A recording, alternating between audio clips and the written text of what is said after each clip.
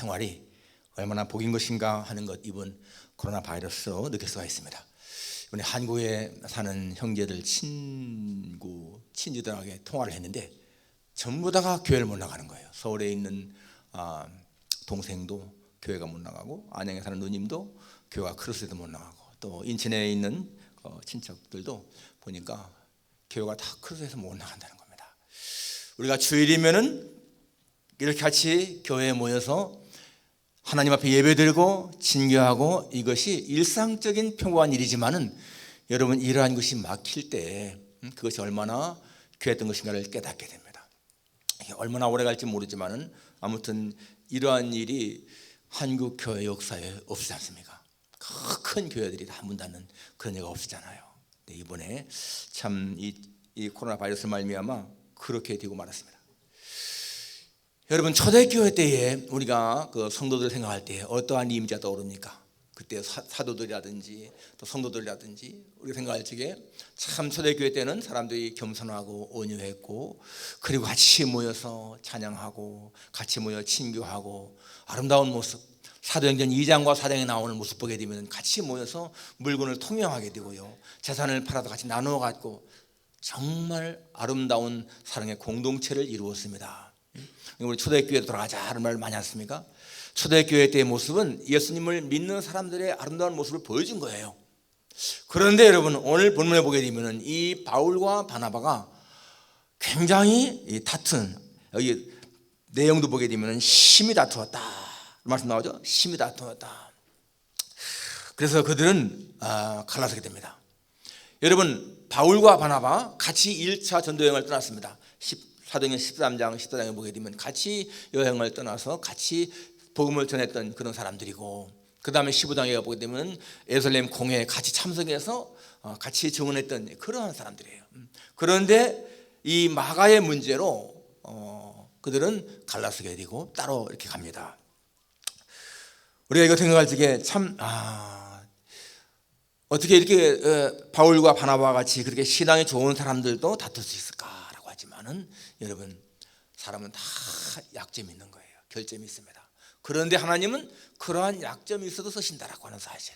이 마가 같은 경우에 중간에 이렇게 포기하고 돌아왔기 때문에 오히려 이런 그 바울과 바나바가 다투게 되는 요인이 됐는데, 이런 마가도 약하지만은 하나님 사용한다, 이걸 생각하면서 여러분, 오늘 약해도 쓰십니다. 이 말씀을 기억하십시오. 약해도 쓰십니다.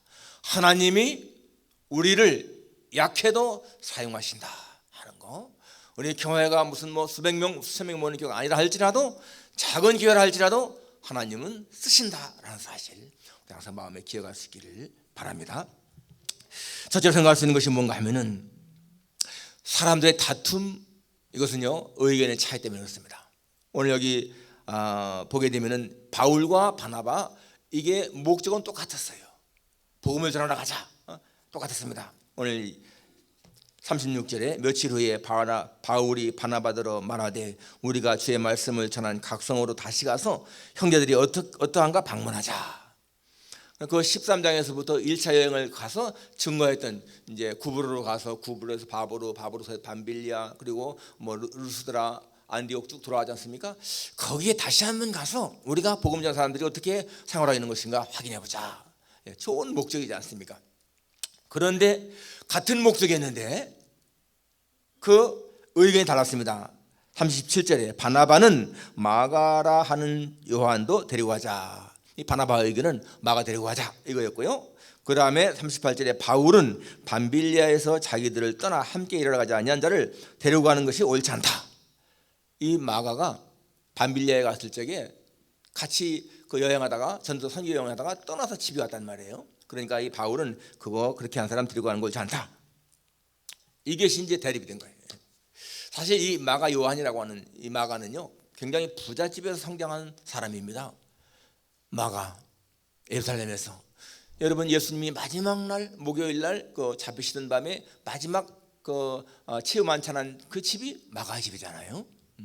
그리고 또 사도행전 1장에 보게 되면 2장에 보게 되면 거기 성령이 임했던, 그래서 마가 다락방에 모여서 120명이 기도하지 않습니까? 그것도 마찬가지로 이 마가 집인 거예요. 그러니까 이 마가의 집은 굉장히 부유한 집이었고 이 마가는 고생 없이 자란 그런 사람이었습니다. 그런데 이 외삼촌인 바나바가 선교여행 가는 같이 가자 그러니까 사실 이 마가는 그 당시만 하더라도 이 선교에 대한 비전 이런 게 별로 없던 사람이에요. 그러지만은 가자 하니까 따라갔는데 가서 그 구부를 지나가지고 바보에서 밤빌리아로 가다 보니까 굉장히 고생을 많이 했습니다. 고생을 안 해본 사람이 고생하다 보니까 이 마가가 견디지 못하고는 그냥 돌아온 거예요. 그러니까 이 마가는 참 고생을 견디지 못했지만 이 바나바는 그래도 다시 한번 데리고 가자 했는데 바울은 안 된다라고 그렇게 했습니다. 예. 그러니까 여러분 사람이요 어떠한 뭔가 결심을 하고 그걸 실천하는 건 쉬운 것이 아닙니다. 사실상 이 마가는 다시 자기 외삼촌한테 외삼촌 내가 그전에 그랬지만은 다시 한번 마음에 결심했으니까 데리고 가십시오. 아마 그랬을 거예요. 그러니까 이 바나바는 마음이 온유한 사람이니까 가자 같이 가자 이렇게 한 거지 않습니까? 예, 사람들이 뭔가 마음에 결심을 하고 그거를 실행하는 거 쉽지가 않습니다. 베드로 보십시오. 예수님이 잡히실 때에 뭐라고 말합니까? 다 주를 버릴지라도 나는 보지 않겠습니다. 예수님이 네가 오늘 밤 다 굴기 전에 세 번 나를 부인할 것이다 라고 할 적에 이 베드로가 뭐라고 했어요? 내가 주와 함께 죽을지언정 주님을 부인하지 않겠습니다. 그렇게 했습니다. 그런데 결국에는 예수님을 세 번씩이나 부인하지 않습니까? 여자 앞에서까지도 나 예수 모르겠다 그렇게 세 번이나 부인했습니다. 나중에 예수님이 이 베드로 만났을 적에 그거에 대해서 책망한 적이 없어요. 너 그렇게 큰 소리 치더니 어떻게 나를 그렇게 부인할 수가 있어? 그런 말 한 적이 없어요. 여러분 성경에 보게 되면 그 예수님의 생애에서 다른 것이 중요한 것이 있는데 예수님은 약한 자, 창기, 세리, 죄인들을 찾아가서 말할 적에 그 사람들의 죄를 지적하거나 그 사람들을 책망한 적이 없습니다. 수가성의 여인, 남자를 5이나 바꿨던 그런 여자, 그 여자에 대해서 예수님은 한마디도 그에 대해서 그것이 나쁘다고 말한 적이 없습니다. 가늠하다가 붙잡힌 여인, 그 여인에게 예수님이 너 어떻게 이런 죄를 범했냐고 말한 적이 없습니다. 그 연약한 자들의 죄를 연약함을 감싸는 거예요. 그러지만은 이 서기관들이나 제사장들이나 바리새인들의 잘못에 대해서는 통렬하게 책망하지 않습니까? 외식하는 서기관과 바리새인들아 화 있을진저 외식하는 서기관과 바리새인들이요 화 있을진저 저주의 말인 거예요. 나중에 어떻게 했습니까? 뱀들아 독사의 새끼들아. 여러분 예수님의 입에서요 독사의 새끼들아 그런 말까지 나왔습니다. 최근에 한국에서 그 전광훈 목사님이 말이 거칠게 막 한다고 많은 사람들이 어떻게 목사가 그런 말 하느냐고 막 그랬는데 여러분 예수님의 입에서는요 독사의 새끼들아 누구를 향해서? 그 당시에 종교 지도자를 향해서 바리새인들, 서기관들 향해서 그렇게 말씀했습니다. 어쩌면은 지금 이 시대에도 마찬가지일지 모르겠어요. 지금 이 시대에도 예수님에 의해서 그렇게 화 있을진저 외식하는 사람들 겉으로는 예수님을 잘 믿는 것 같이 보이는데 실상은 그 속에 하나님에 대한 신앙보다는 자기의 욕심 채우는 그런 사람들 향해서 예수님은 그렇게 말씀하실지 모릅니다. 그런데 아주 약한 자들, 죄인들 그런 사람들에 대해서는 예수님은요 늘 그들을 감싸주고 덮어주고 그런 것을 볼 수가 있습니다. 이번 정말 코로나 사태 때문에 그렇게 큰 교회들이요 교회당이 텅텅 비어 있는 거예요. 평소에는 가득 차던 많은 사람들이 모여서 예배드리던 그런 교회당이 텅텅 빈 채 목사님은 여기서 설교하고 몇 사람 앉았고 찬양대에 앉아서 그렇게 이제 뭡니까 일단 녹화는 해서 녹화가 아니라 바로 그냥 생중계로 해서 이 온라인으로 예배드려야 되니까 그렇게 하지 않습니까? 그걸 보면서 야 이게 사람의 힘으로는 할 수 없는데 그 많은 교회들의 성도들을 교회당을 텅텅 비게 누가 하겠습니까? 어떠한 연유인지 모르지요. 어떤 목사님은 그동안에 한국 교회가 큰 교회당 자랑하고 많은 숫자 자랑하고 그랬는데 그런 거에 대해서 이렇게 참 하나님이 한순간에 그 교회당을 텅텅 비게 한다라는 말도 했는데요. 우리는 정말 이사야 1장에 나오는 하나님의 책망 보세요. 하나님께서 이사야 1장에 보게 되면 너희의 무수한 재물이 내게 무엇이 유익하냐? 내 마당만 밟을 뿐이니라. 예배를 드릴 때에 하나님에 대한 어떠한 존경심 없이 그저 자신들의 어떠한 이익만을 채우기 위해서 드리는 그러한 예배자들, 하나님은 그런 것에 대해서 통렬하게 책망하셨습니다. 이사야 1장에서 우리가 예배를 드리러 올 때에 정말 하나님 앞에 내가 하나님 앞에 예배 드리러 온 것인가를 자신을 보아야 돼요. 어떤 성경 교사가 말한 것처럼 그분은요, 자기가 성경을 가르칠 적에 처음에 어떻게 하면은 사람들이 나를 좋아할까? 야, 저 사람 성경 정말 잘 가르친다, 이렇게 생각할까? 그런 것에 초점했다는 겁니다. 생각해 보니까 자기가 성경을 가르치는 목적이 사람들로 하여금 성경을 깨닫고 예수님을 깨닫고 예수님을 더 알고 예수님을 높이는, 그렇게 해야 되는데 자기는 자기가 더 인기 있는 성경 강사가 되기를 원했다라는 고백을 하더라고요. 그러면서 그 후에는 항상 이제 성경을 가르칠 때마다 하나님 앞에 기도하기를, 하나님, 내 욕심, 내 자신만을 위한 그런 이기심은 다 버리게 하시고 하나님만이 높아지게, 하나님만 높아지게 그렇게 해주십시오. 어쩌면 여러분, 이번 코로나 사태로 말미암아서 한국의 교회들이 회개할 수 있는 기회인지 몰라요. 너무나 인본주의적인 그러한 신앙, 사람의 욕구만을 충족시키려고 하는 그러한 신앙, 하나님을 예배하기보다는 사람에게 기쁨을 주고 사람에게 만족을 주려고 하는 그러한 신앙, 여러분, 그것은 하나님이 기뻐하지 않습니다. 우리가 교회 모여 예배드릴 적에 항상 주가 주는 것이요, 내가 은혜 받는 거, 내가 잘 되는 거, 그게 되면 안 된다는 거예요. 내가 예배를 통해서 하나님이 얼마나 기뻐하실까, 이 예배를 통해서 하나님이 얼마나 영광을 받으실까, 그거에 먼저 맞춰야 한다는 것이죠. 여러분, 오늘 바울과 이 바나바가 다투는 거 어떤 면에서는요 굉장히 이해하기 힘듭니다. 뭐냐 하면은 사실 바울은 바나바에게 많은 빚을 진 사람이에요. 바울이 회심한 다음에 예루살렘에 갔지만은 아무도 바울을 알아주지 않았습니다. 만나려고도 안 했습니다. 이 사람 옛날에 우리 예수 믿는 사람들 박힌 사람 아니야? 전부 다 거부했습니다. 그럴 때에 바나바가 사도들에게 가서 이 바울이 정말로 변한 사람이다, 예수님의 은혜 받은 사람이다, 예수님 만났다, 그렇게 함으로 말미암아서 사도들이 그때서야 바울을 알아준 거예요. 그리고 나중에 이 바울이 자기 고향 다소에 가서 칩거했습니다. 그냥 거기에 머물렀어요. 그럴 적에 바나바가 일본어 다소까지 찾아가서 이 바울을 안디옥에 데리고 와서 같이 사역했습니다. 그러니까 이 바울은요, 바나바가 아니었으면 빛을 보지 못할 사람이에요. 그런 사람인데도 지금 여기 오늘 본문에 같이 심히 다투었다 라고 나오죠.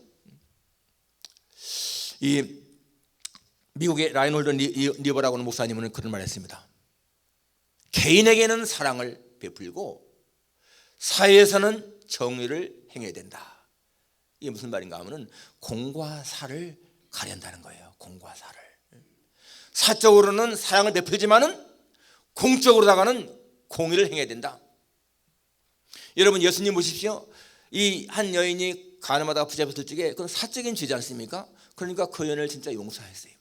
그런데 아간 같은 경우 보십시오. 여러분, 아간은 금덩어리, 은덩어리, 신하산 외투 한 벌 훔친 죄 때문에 가족이 다 아골골짜기에 묻히지 않습니까?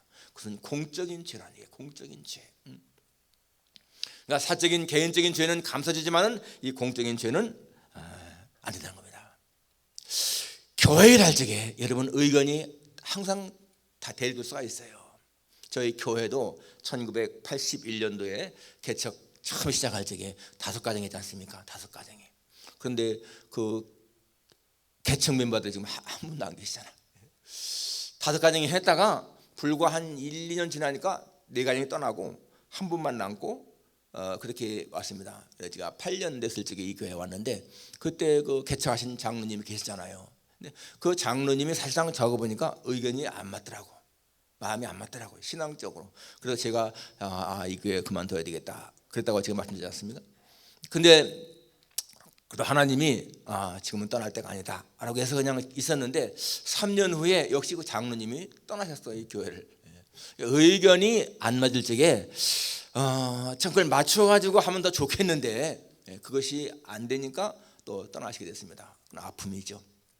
많은 분들이 우리 교회에 왔다가 같이 신앙생활하다가 떠나잖아요. 근데 그 떠나는 것이요, 물론 더 안 좋은 길도 있지만은 그러나 오히려 더 좋은 길도 있다는 거. 그러니까 우리가 의견이 안 맞을 적에는 누가 옳고 그러다, 그게 문제가 아닌 거예요. 의견의 차이인 것입니다. 누가 옳다, 누가 그러다, 그렇게 할 것이 아닌 거예요. 우리는 본문에서 이 바울과 바나바, 누가 옳고 누가 그럽니까? 판별할 수가 없잖아요. 두 번째 생각할 수 있는 것이 뭔가 하면은, 의견의 차이는 목적을 방해하는 것보다 오히려 그 목적을 수행하는 데 도움을 주었다라는 것입니다. 오늘 이 본문에서 보십시오. 바울과 바나바가 같이 의견이 하나 됐으면, 마가를 데리고 갔으면 그냥 세 명이 갔을 거야. 그런데 의견이 대립되니까 바울은 신라를 택해서 수리아 쪽으로 가고, 그 다음에 이 바울은 바나바는 마가를 선택한 후에 구브로에서 갔습니다. 그러니까 여러분 어떻습니까? 선교팀이 두 팀이 된 거예요. 두 팀이. 그래서 그 다음부터는 이제 이 바울을 중심으로 선경이 기록됩니다. 바나바가 간 곳은 뒤에 안 나오잖아요. 그렇지만 여러분, 바나바가 간 곳이 어디예요? 1차 여행 같은 곳입니다. 구브로에서 갔거든요. 거기서 새로운 또 그런 역사가 일어난 거예요. 아무튼 간에 이렇게 바울과 바나바가 나눠진 것은, 그 당시에는 좀 뭐했지만은 팀이 둘로 나눠지면서, 보십시오 여러분, 만일에 이때의 마가가 그냥 버림받았더라면은 마가가 체계하지 못했을 거야. 그런데 여러분, 마가는요, 이 때를 계기로 해서 새롭게 변화됩니다. 그리고 이 마가 같은 사람이 됩니까? 베드로의 개인 비서가 되잖아요. 그리고 나가서 무슨 일을 합니까? 마가복음을 기록하지 않습니까? 이 마가가, 여러분, 마가복음 사복음서 가운데서 제일 먼저 기록된 책입니다. 그렇기 때문에 이 마가복음이 마태복음이나 누가복음에 영향을 준 거예요. 굉장히 중요한 일을 한 거죠, 이 마가가. 그리고 디모데후서 4장에 보게 되면은 바울이 디모데에게 내가 올 때에 마가를 데리고 와라, 저가 우리 내일에 유익하다라고 그렇게 말합니다. 그러니까 나중에는 바울도 이 마가를 용서하고 인정한 거예요. 그리고 또 이 신라를 택했다는 것도, 신라는 원래는 예루살렘에 있던 사람인데 이 안디옥에 와서 거기에 머물다가 같이 가는데, 이 신라가 누구예요? 이 신라는 원래 로마 시민권을 가지고 로마에 성경한 사람입니다. 원래 바울은 로마에 대한 선교의 비전이지 않습니까? 그러니까 굉장히 많은 도움을 받은 거고요. 이 실루아노, 누구의 실루아노가 베드로전서를 기록한 사람이잖아요. 대원한 사람입니다. 대표한 사람이죠.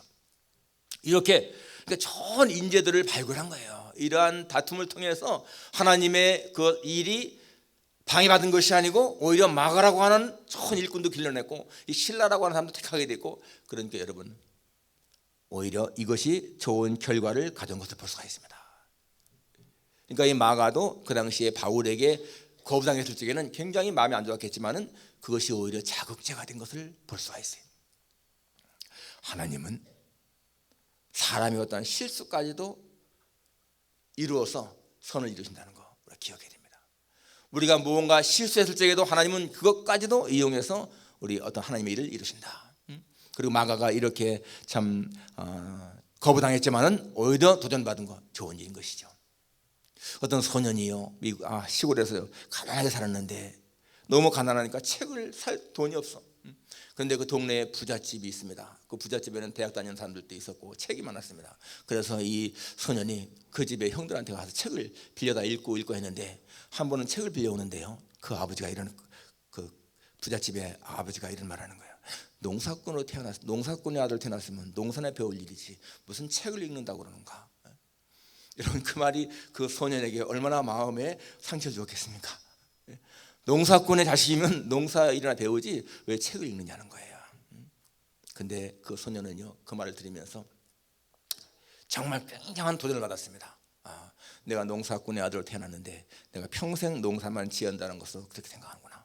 내가 반드시 공부해서 훌륭한 사람 되겠다. 진짜 그래가지고서요, 도전받아가지고 나중에 대학까지 나오고 훌륭한 사람이 되지 않습니까? 나중에 이제 고백하는 것이, 그때는 그 사람이 굉장히 미웠는데 지나놓고 보니까 너무너무 고맙다는 거야, 그 사람이. 그때 그분이 그런 말 안 했으면은 그렇게 막 자극받고 도전받지 않았을 텐데 그 말이 자기에게 도전을 준 거예요. 그러니까 여러분, 사람은요, 어떤 무슨 문제가 있을 적에 내가 어떻게 반응하느냐, 그게 중요한 거예요. 어떤 사람은 그 말 듣고는 낙심해서는 그냥 좌절받았을지 모릅니다. 그런데 그런 경우에 똑같은 도전인데 거기에 대해서 어떻게 내가 반응하느냐, 여러분, 그것이요 우리의 인생을 바꾸는 거예요. 모든 게 그렇습니다. 우리는 살면서 많은 일을 당하는데 그때 내가 어떻게 반응하느냐, 그거에 따라서 여러분 우리의 인생이 바뀐다는 것입니다. 그러니까 선한 일이든 안 좋은 일이든 여러분 항상 우리는 모든 일을 좋은 방향으로 생각한다는 것입니다. 예. 우리 여러분, 이 필라델피아 지역에 지금 한인교회가요, 이 남부 뉴저지, 델라웨어, 피츠버그, 트렌턴 포함하면 한 180개가 됩니다. 180개. 그 180개의 교회, 1970년대만 하더라도 아마 한 10개, 20개였을 거예요, 교회가. 그 많은 교회가 생기지 않습니까?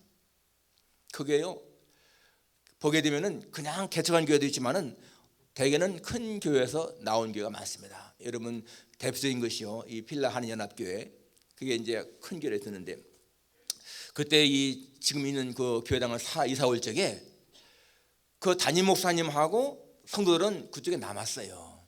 그게 임마누엘 교회 아닙니까? 그러니까 연합교회에서 그 임마누엘 교회가 갈라졌는데 두 교회가 다 크게 성장했잖아요. 이거 얼마나 좋은 일이에요. 만약에 연합교회 하나로만 있어도 그렇게밖에 안 됐을 거야.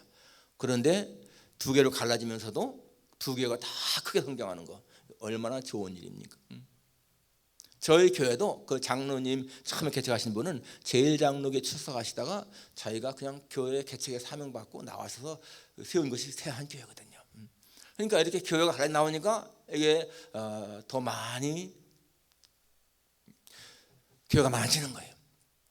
지금 한국 교회는 이 장로교회가 너무나 많이 분열됐다고 합니다. 처음에 이 한국교회 장로교회는요, 1907년에 노회가 하나였어요. 1912년에 총회가 하나 만들어졌습니다. 총회가 만들어졌고 노회가 이제 한 6, 7개 됐었죠. 이게 쭉 오다가 1951년쯤에 와가지고서 이제 예장 총회하고 고신 측이 갈라집니다. 신학교 문제 때문에. 처음에 예장 총회, 고신. 그 다음에 또 이 예장에서 기장이 갈라져 나가요. 기장. 기독교 장로회거든요. 수유리의 신학교가 한국신학대학이 있는. 그렇게 세 개가 됐습니다. 그러다가 1959년에 이 예장에서 통합 측과 합동이 갈라져요. 이게 이제 WCC 문제 때문에 WCC 세계 교회 협의회에 가입하는 게 옳으냐 아니냐, 그것 때문에 싸워서 두 개가 갈라집니다. 그리고 나서 이제 통합이나 기장이나 고시는 별로 많이 안 갈라졌는데 이 합동, 여기에서요 그 다음에 대신이 나가고 또 호원 측이 나가고 또 합신이 나가고 지금은 한 100개 될 거예요. 100개. 그런데 여러분, 이게 일장일단 있는 거예요. 그렇게 교단이 분열된 것이 신학적인 문제라든지 그런 거라면 큰 문제가 없습니다. 사실은 이 기장식이 나간 것은 신학적인 문제입니다. 신학이 안 맞으니까 자유주의 신학하고 보수주의 신학하고.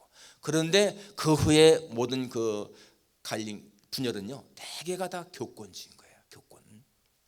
아무튼 그렇지만은 하나님은 그런 걸 통해서도 교회가 많아지게 만들었습니다. 사도 바울이 빌립보 1장에서 무슨 말을 합니까? 어떤 사람은 좋은 뜻으로, 어떤 사람은 나를 시기나게 하려고 그렇게 복음을 전하지만은 참으로 하나 거짓으로 하나 무슨 방도로 하든지 전파되는 것은 예수님이니 내가 기뻐한다 라고 말했습니다. 사도 바울이 사람들은 나를 갖다가 더 낙심시키려고 그렇게 열심히 복음을 전하고, 어떤 사람은 좋은 뜻으로 하지만은 아무튼 간에 복음이 많이 전파되면은 나는 기뻐하겠다. 그러니까 여러분, 이 의견의 대립, 어떤 다툼이 하나님의 목적을 방해할 수도 있지만은, 그러나 여러분 그것이 더 오히려 하나님의 목적을 잘할 수 있다. 오늘 이 바나바와 바울의 다툼은 우리가 볼 적에는 굉장히 참 안 좋게 보이지만, 그러나 그것 때문에 오히려 더 복음을 잘 전할 수가 있다라는 것입니다. 마지막 세 번째, 하나님은 우리가 약해서 쓰신다라는 것입니다. 예, 여러분 바울이나 바나바 다 약함 있는 사람들이잖아요. 그렇지만 하나님은 그대로 쓰신다는 거예요. 약한 대로 그렇습니다. 여러분 우리가 생각할 적에 왜 그렇게 신앙적인 사람이 싸울 수 있을까라고 하지만은 이 땅에 흠없는 사람은 아무도 없어요. 성경에 분명히 의인은 없나니 하나도 없다라고 말씀하고 있습니다. 그리고요, 하나님은 사람이 흠 있는 거 아시면서 사용하시는 거예요. 마가복음 16장에 보게 되면은 예수님이 부활하신 후에 제일 먼저 누구에게 보입니까? 막달라 마리아에게 나타나십니다. 이 막달라 마리아가 처음 예수님을 보았습니다. 예수님을 만나고 난 다음에 달려가서 제자들에게 예수님이 부활하셨다라고 전합니다. 그런데 성경에 보니까 믿지 않았다고 그랬어, 제자들이. 막달라 마리아 말을. 그 다음에 예수님이 엠마오로 가던 두 제자에게 나타났습니다. 그 제자들도 다시 돌아가서 예루살렘에 가서 제자들한테 예수님이 부활하셨다, 우리가 보았다라고 했는데 안 믿었다고 나옵니다. 믿지 않았습니다. 그 후에 예수님이 직접 나타나서 그들을 꾸짖습니다. 왜 내가 막달라 마리아도 또 두 제자도 보냈는데 왜 안 믿었느냐, 그렇게 한 거예요. 예수의 부활을 보고 전한 사람들의 말을 믿지 않았기 때문에 꾸짖었다고 나옵니다. 그런데 그렇게 책망하신 다음에 예수님 뭐라고 하십니까? 너희는 가서 온 천하다니며 만민에게 복음을 전파하라 라고 말씀하십니다. 그렇게 책망하신 다음에 예수님이 그들에게 금방 사명을 주시는 거예요. 이게 무슨 말입니까? 그들에게 흠이 있어도 믿음이 약해도 하나님은 그들을 사용한다, 그것입니다. 그리고 마가복음 마지막 장 마지막 절에 보게 되면은 주께서 함께 역사하심으로 그 제자들이 말씀을 잘 전했다라고 나와요. 예수님은 그렇게 믿음이 약한 사람들에게 사명을 주시고 그들로 하여금 감당할 수 있는 힘을 주신 겁니다. 그러니까 예수님은요, 그 11 제자 그들에게 모든 걸 맡기시고 승천하신 거예요. 하늘에 오르사 하나님 우편에 앉으시니 라고 나옵니다. 우리가 생각할 적에는 그렇게 배움도 없고 믿음도 약한 11 제자에게 어떻게 이 세상을 맡기고 가십니까? 라고 할 수 있지만은 예수님은요, 그들로 하여금 감당할 줄을 믿고 가신 거야. 그거 생각하게 되면 여러분, 예수님이 그 11 제자를 믿었다, 이게 대단한 겁니다. 바로 예수님이 우리같이 문제가 많고 흠이 많고 약점이 있는 그런 사람에게도 맡기고 일을 맡기신다는 거예요. 그렇기 때문에 여러분, 우리는 하나님의 도구로 쓰임받을 때 내가 혼자 하는 것이 아니고 하나님이 같이 하신다, 이게 믿어지면요, 우리는 무슨 일이든지 감당할 수가 있는 거예요.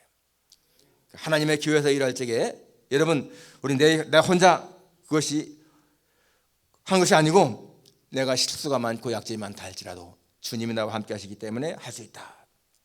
여러분, 성경에 나오는 많은 의인들, 노아라든지 모세라든지 아브라함이나 다윗, 여러분 이런 사람들 생각할 적에 무슨 생각이 들어갑니까?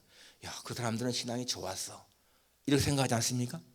여러분 가운데서 모세 신앙이 없는 사람이야, 아브라함 신앙 없어, 다윗 신앙이 없는 사람이지 라고 말할 사람이 있어요?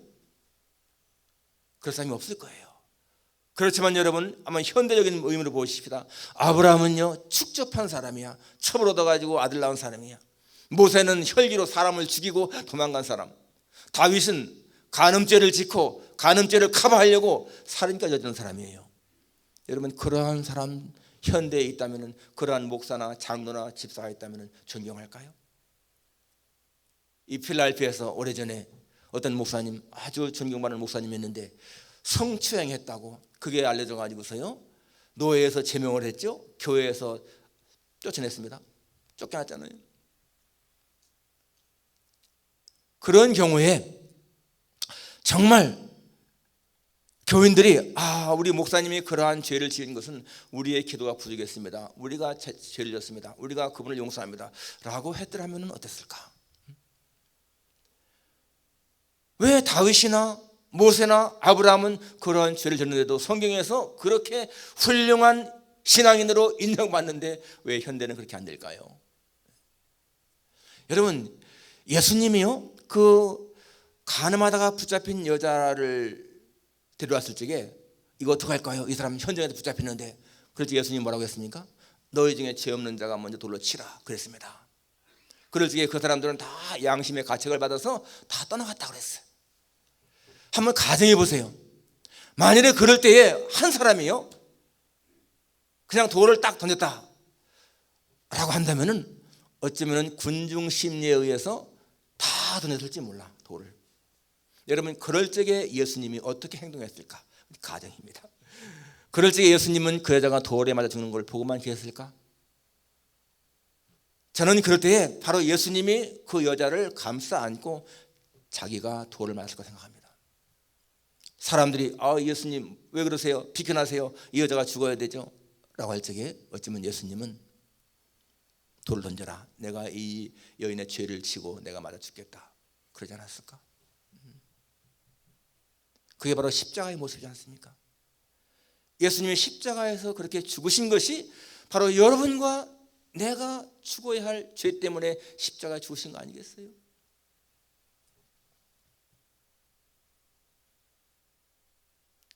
우리는 다른 사람들을 비방하기 쉽습니다.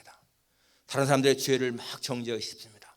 그런데요, 성경은 다른 사람의 죄를 정죄하는 것, 비방하는 것을 하나님은 싫어하십니다.